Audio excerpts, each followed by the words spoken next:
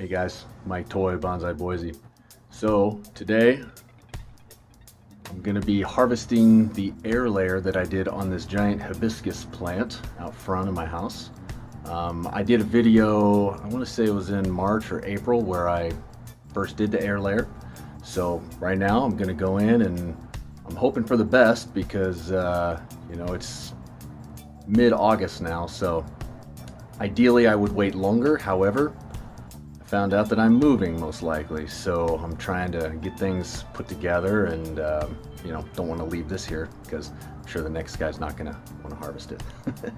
So let's hop in and see what kind of roots it's got. Here we go.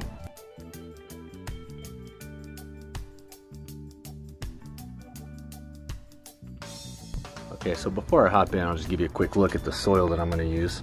So this is just regular bonsai soil here, just the same stuff I always use. Whoops. This, however, is a special mix. What I'm trying is a heavy dose of peat moss, and yes, you'll notice there's a lot of water in there too because it's in a bucket. There's a heavy dose of peat moss. Probably, I would say 1/5 of this is peat moss.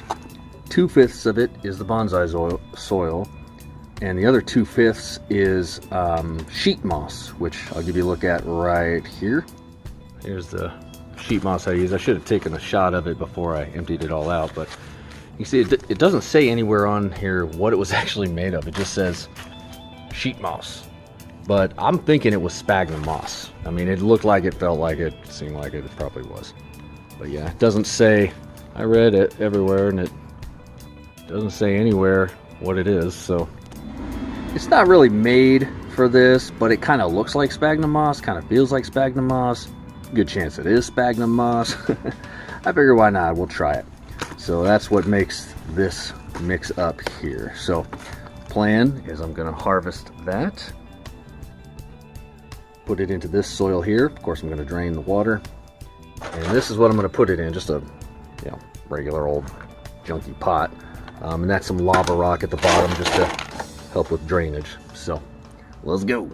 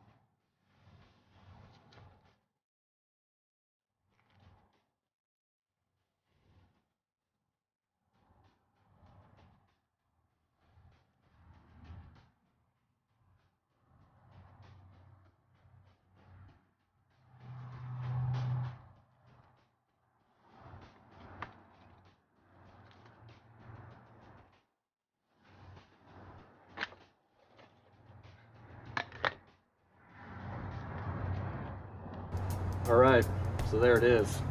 That was not a graceful, pretty way of doing it. That was a hack job. You're probably wondering why I use that tiny little saw instead of like a big saw or maybe even a reciprocating saw. And the answer is that I was wondering that myself halfway through it. No, realistically, it was just a really tight fit. It was an awkward space, so a bigger saw didn't fit. A reciprocating saw might have, but I didn't want to dig it out. So a little bit of elbow grease never killed anybody. So now, if I had the luxury, I would have waited longer, maybe even until spring. But I don't have the luxury. I had to get it done, and you know, and that's fine. It had some roots. I tried my best to keep the sphagnum moss that was on there, but it was much drier than I thought it was going to be. So I'm surprised, honestly, that there were some live roots, but there were. And I kept most of the sphagnum moss on there. So I put it in this pot, as you can see. Another thing is I would have liked to keep the length of this without lobbing it off like that. But, you know, honestly, I don't really know. I don't do a ton of air layers. I've had mixed success doing both. One with keeping a lot of foliage, because the foliage, of course, pushes down into the roots and sprouts more roots. But if you overdo it, it can put too much stress on the roots and not have enough and then kill the plant.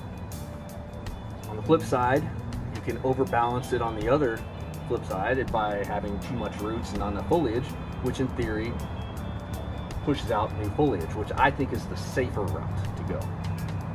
So that's the route I went. And the reason it's safer is because there's no sunlight hitting the roots, putting stress on it, so the roots are fine, and it can still continue to shoot up energy. And it just puts, you know, it does still stress it out, because then it requires more energy to be sent back down to the roots so that they stay alive. That's a lot of semantics, but that's my thinking on it. So there it is. It's my hibiscus air layer. Now let's just hope that it survives. Thanks for watching. Have a good night.